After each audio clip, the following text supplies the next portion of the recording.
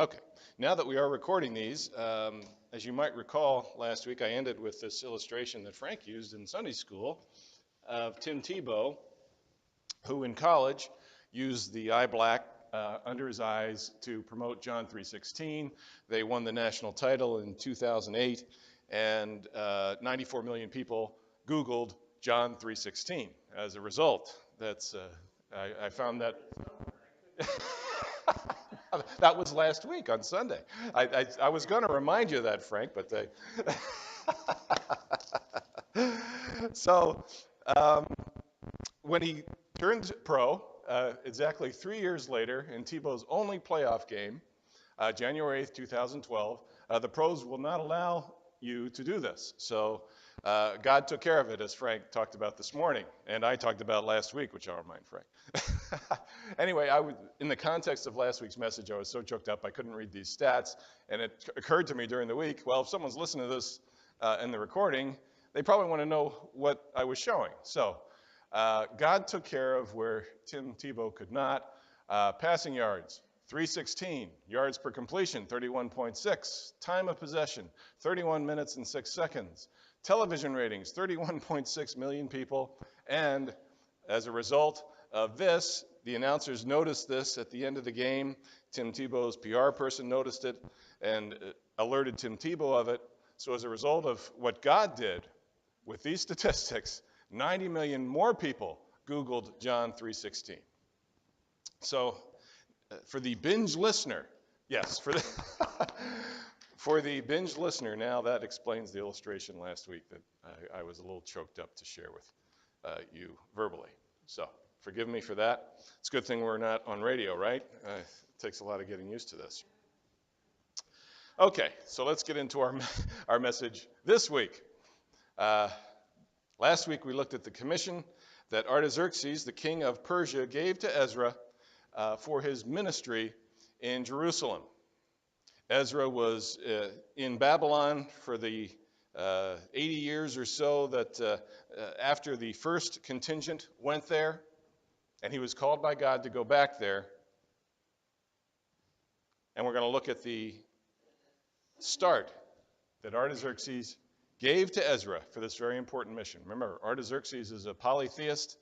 He didn't believe in the one true God alone. He believed in many gods, but he obviously believed in this God as part of his godly set.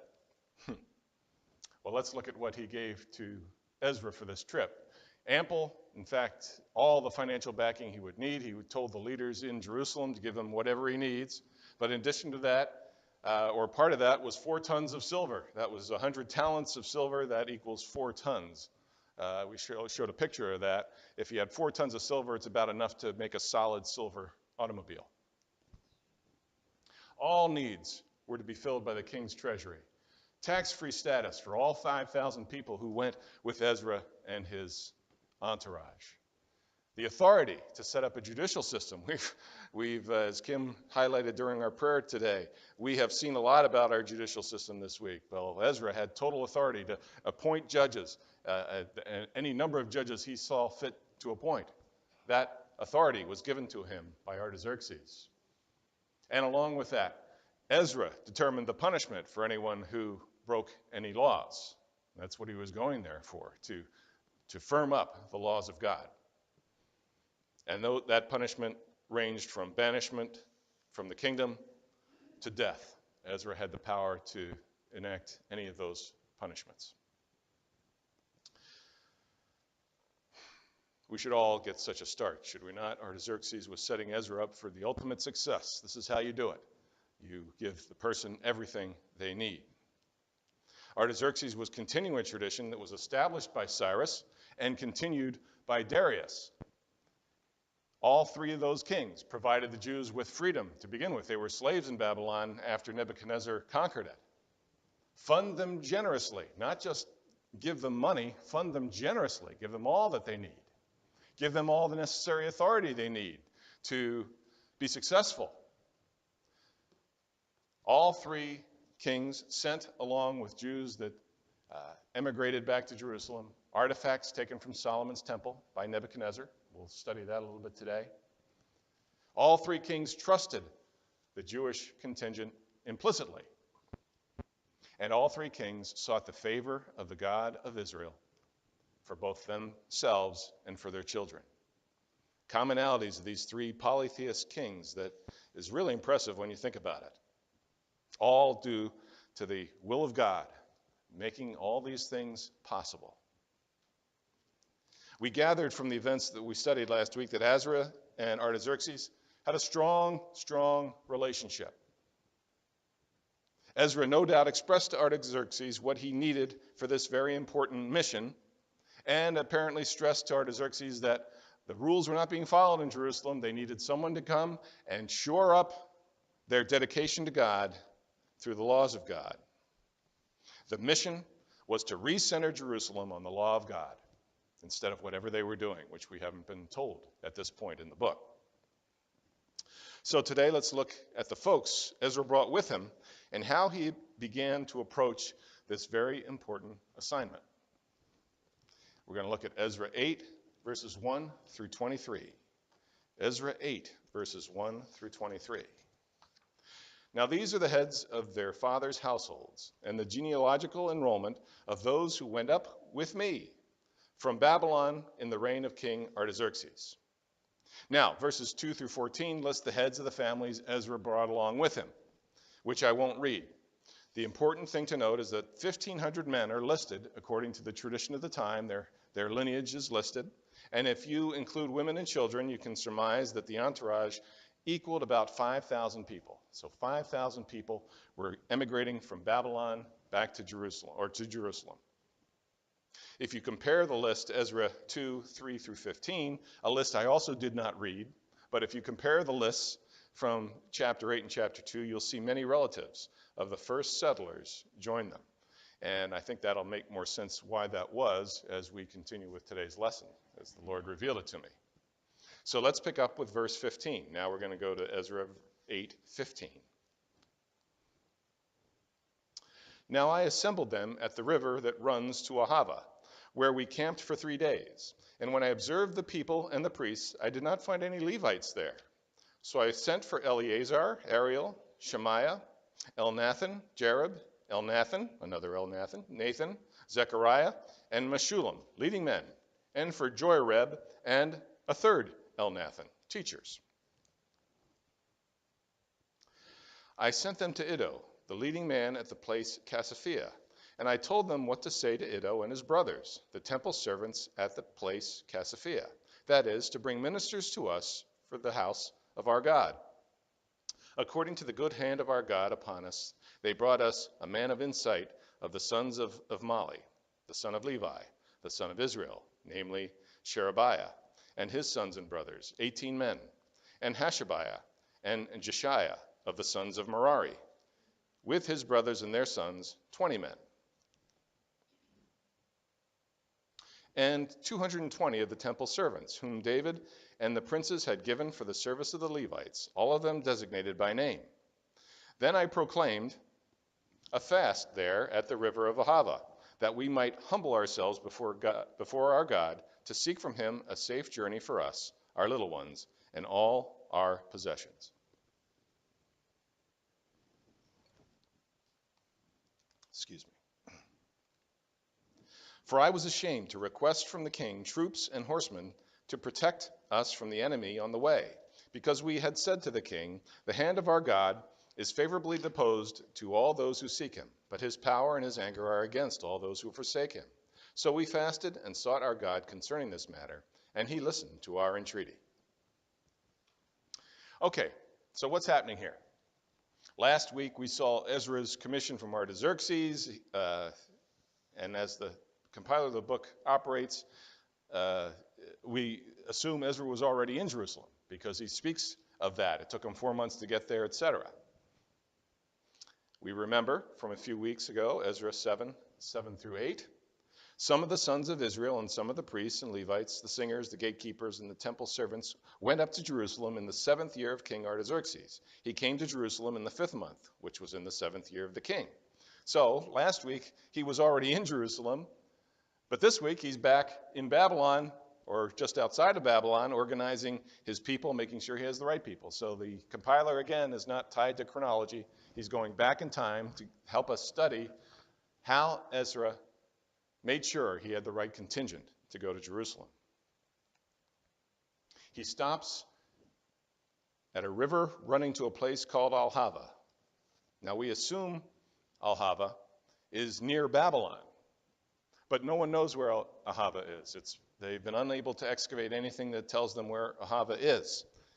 So when he says he's running to a place along a river called Ahava, this artist depicts Ahava as being along the Euphrates, which ironically is probably the one river in all the world that Ahava could not be on, because Euphrates was considered at the time to be the main river, the big river, like the Mississippi in the United States.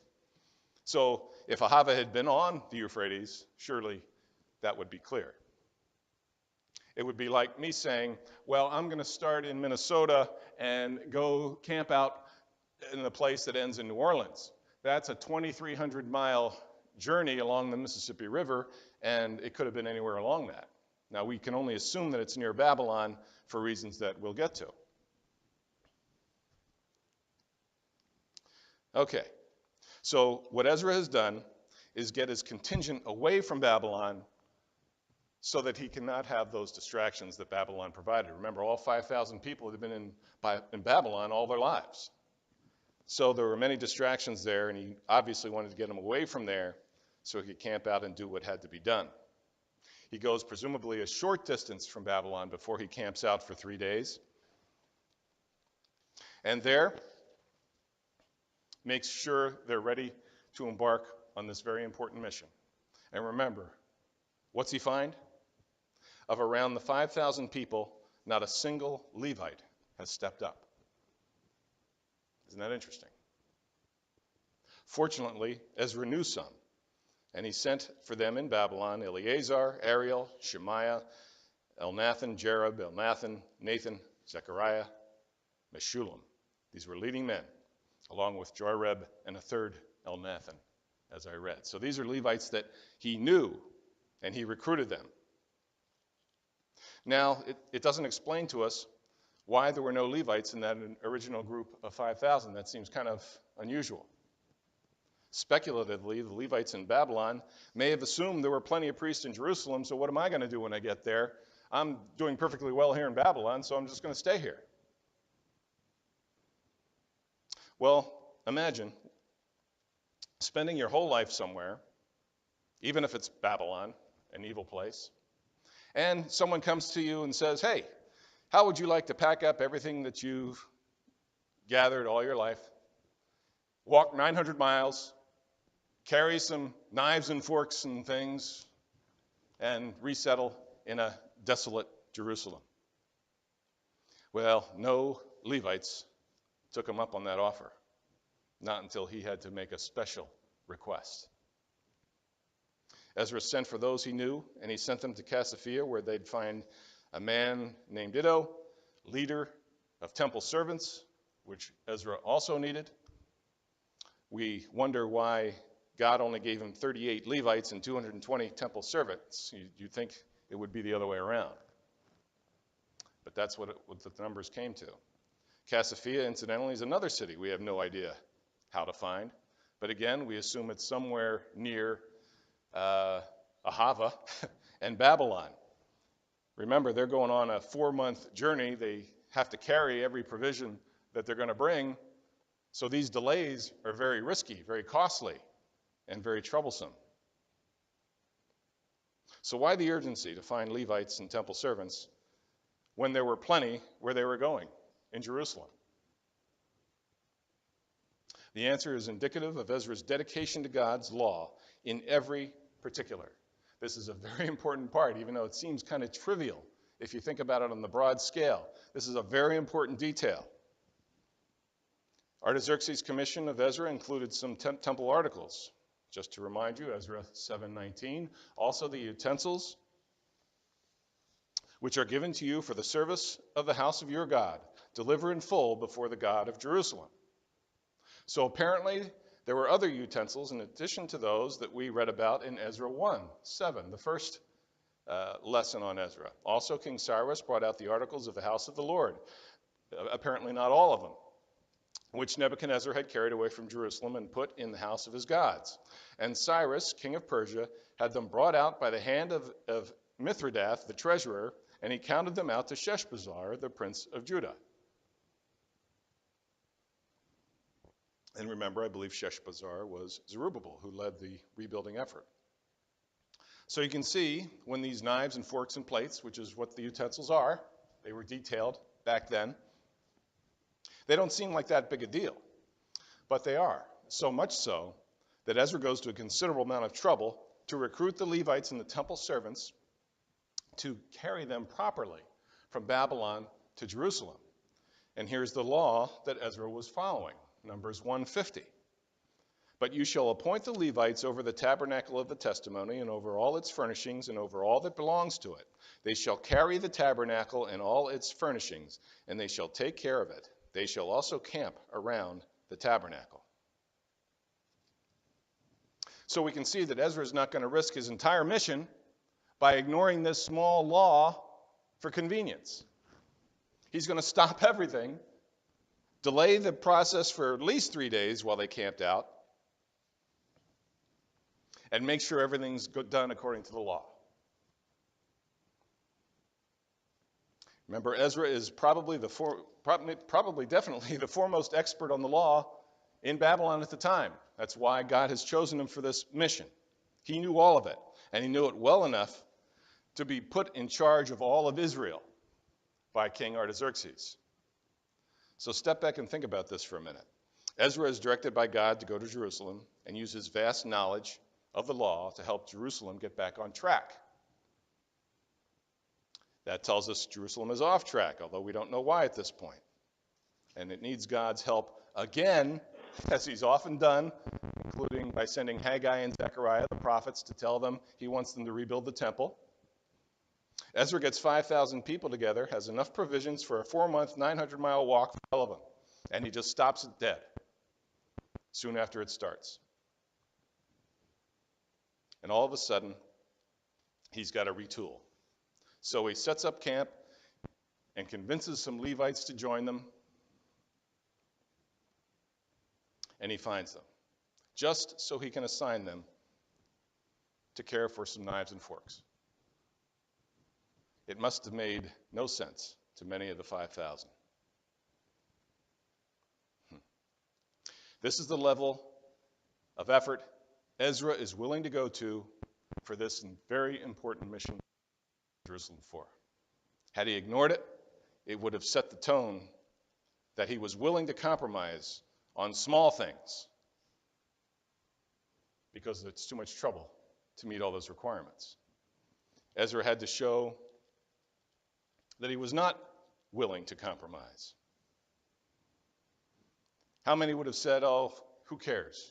All it is we just need somebody who's willing to lift these things. I'm sure God will take care of us and not worry about it. Do I want to delay this journey? Do I want to tax our provisions? Do I want to put the whole mission, the 900-mile walk, at risk just so I can get some people to carry this stuff?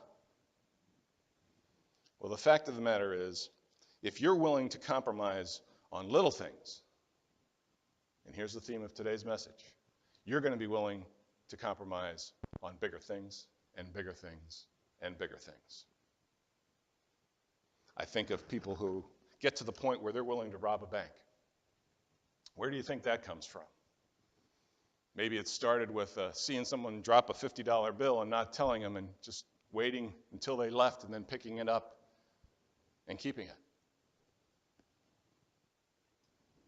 Maybe it started with cheating on taxes. Maybe it got to the point where they couldn't have a bank account because they had so many people to whom they owed money that anytime they put money in the bank, the government just takes it out. I know many people in that state. They have to keep their money under the mattress or the government will take it. So pretty soon, they're willing to rob a bank because anybody who can have a bank account is better off than they are, so I've got to even it out, social justice and all that sort of stuff.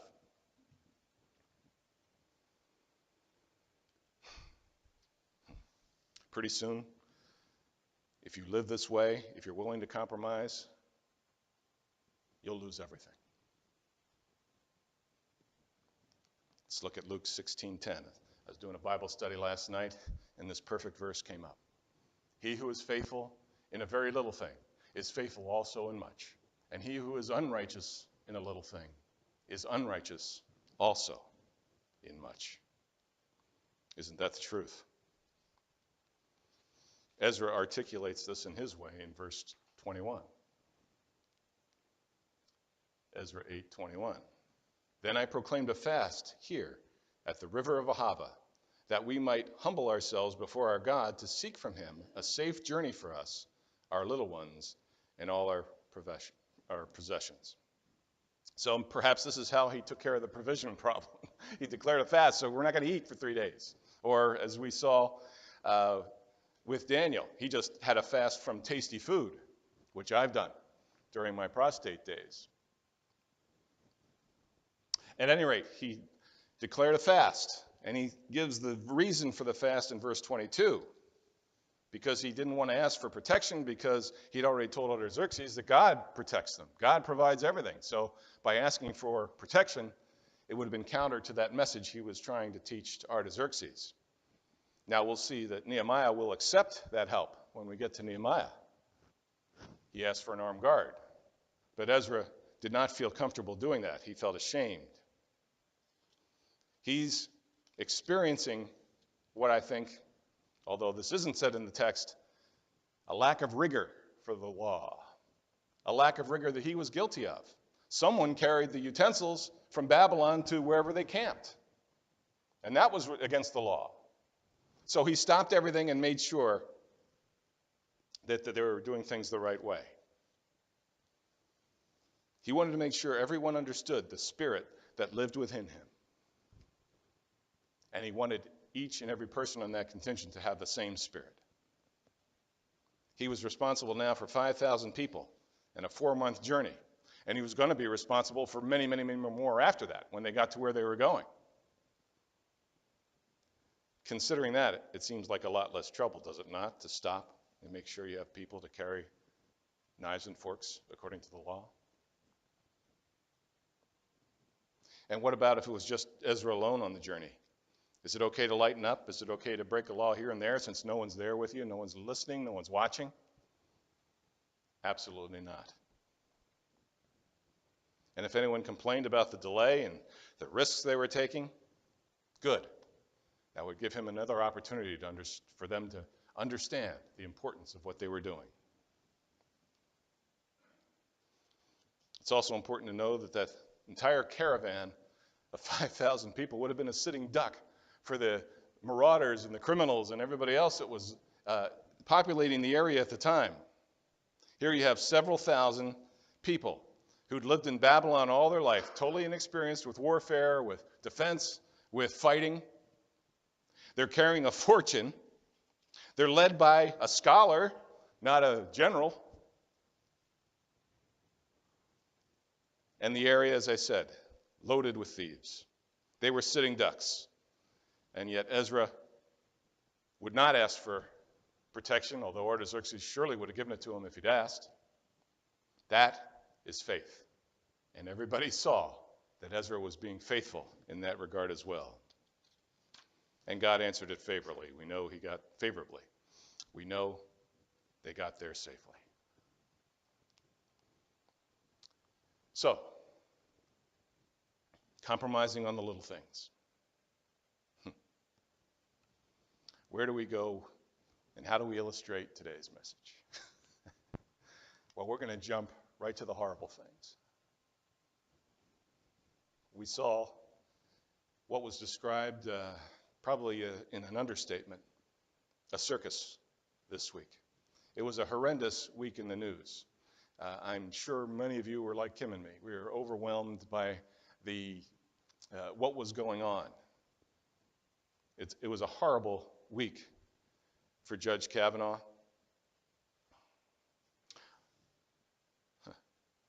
Some of his enemies, not really even his enemies, he was just a pawn in this whole thing.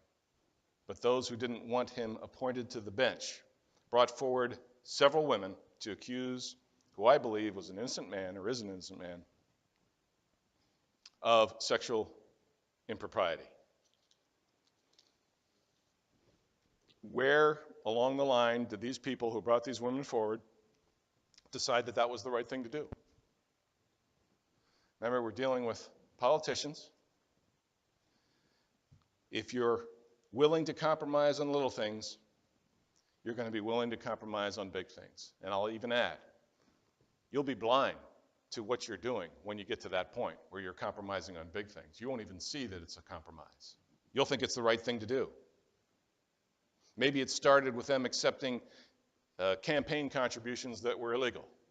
Maybe it started with accepting campaign contributions from people they were uncomfortable with because they didn't want to represent what those people represented and wanted them to do.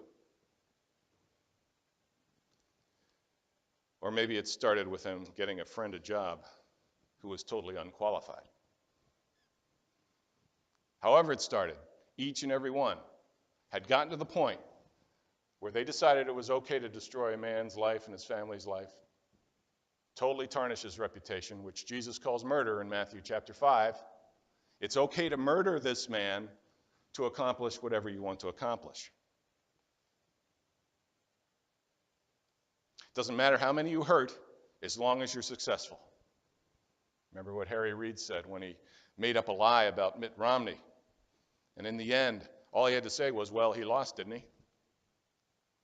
Here's someone who's totally lost himself. He thought it was okay because he accomplished what he wanted to accomplish. Pursuing one agenda, no matter how many you hurt.